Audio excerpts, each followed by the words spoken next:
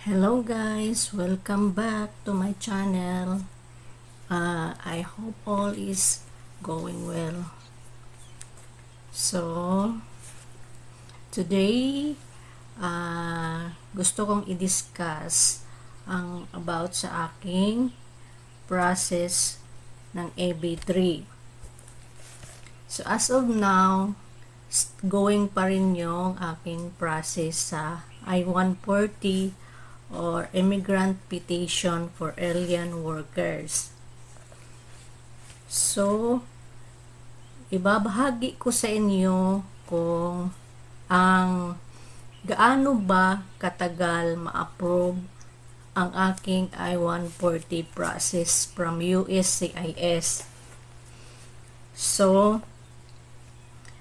the last time after ma-approve nung perm ko, nag-prepare na kami ng mga kakailanganing dokumento para sa pag-file ng I-140 or green card process. So, last August, nakatanggap ako ng email mula sa Mercan. Nag-inform sila na at may kasamang document na nagpapatunay na last August 4 nag-submit na yung aking attorney ng I-140 ko doon sa USCIS. Then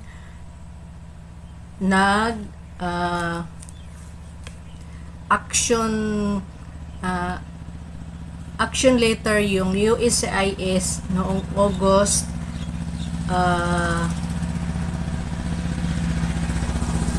11 ata yun, August 14. Nakalimutan ko na. Basta August 14 ata yun, nagsisimula na mag-process yung aking I-140 from the USCIS. Yung aking I-140, pinail ng aking attorney doon sa Nebraska Service Center. So actually, ang I-140 process, ito ay ang pangalawang stage ng EB3 under unskilled category. According to the latest update ng USCIS as of June 2023, ang time-lapse ng pag-process ng I-140 ay medyo mabilis as of June 2023. So, may dalawang service center yung USCIS, one in Texas Service Center and then the Nebraska Service Center. Para sa mga regular process, katulad ko, regular process lang yung pinili ko, doon sinasubmit sa Texas Service Center, doon pinafile yung case mo. So, but according to the USCIS, yung mga final na case doon sa Texas Service Center, tinatransfer din nila doon sa Nebraska Service Center. So, actually, ang timeline doon sa Texas Service Center na ma-approve yung I-140 mo is aabot ng 10 and a half months sa regular process. Pero sa latest lang, yung mga cases na pinail doon sa Texas Service Center, tinatransfer din nila doon sa Nebraska. So, ang sa Nebraska Service Center, mas mabilis. Ang timeline nila doon is 4 months lang ma-approve na yung regular process mo. Abot lang ng 4 months. So, according sa aking pananaliksik, about sa latest na mga processing ng I-140 sa Nebraska Service Center. Ang regular process, meron lang 37 days na approved na siya. Merong mga cases na ganun. And then sa premium process is only 15 days na approved na siya doon sa Nebraska Service Center. So sana yung sa akin hindi aabot ng isang taon ng paghihintay bago ma-approve.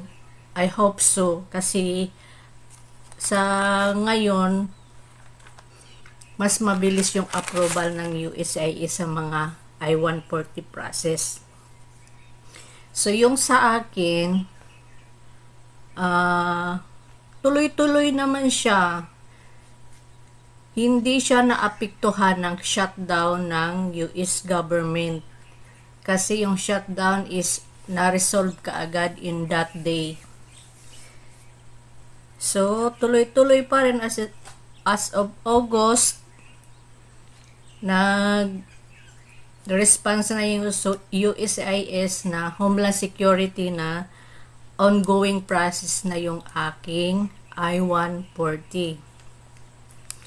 So, hanggang ngayon, still waiting pa rin ang mga update. So, wala pa rin namang email sa akin yung Mercan kung ano na yung balita. I hope so by next year. Sa pagkakaalam ko or sa aking tansya, parang mabilis siyang ma-approve yung aking regular process na I-140 kasi ang mas minamadali ng USCIS yung ma-approve yung sa mga employment category. So hope so ganun sana para hindi masyadong matagal yung ating paghihintay, makapag-proceed na tayo sa NBC, then NBC doon na sa consular office. So ngayon, hanggang paghihintay pa rin ako, tingin-tingin pa rin sa email. So yung mga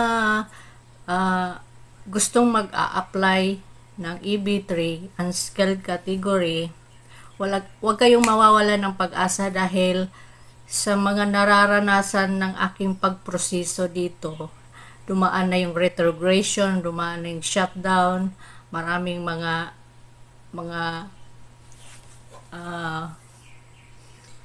pinagdaanan na yung aking proseso simula ng pag-start ko. Still tuloy-tuloy pa rin, wala namang apekto doon sa aking pagproseso. Kaya yun lang yung aking isi-share sa inyo about sa aking I-140 process ngayon. Ongoing pa rin siya.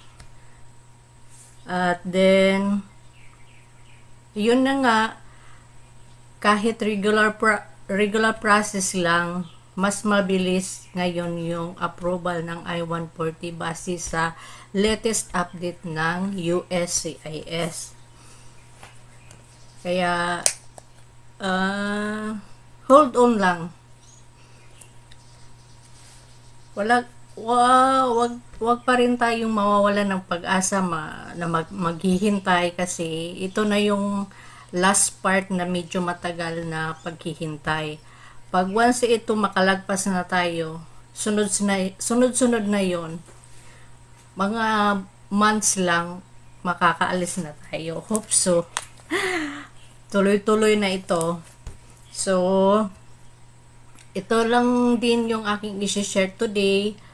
Sa next time, iba na naman about ibang topic ulit. Okay, thank you.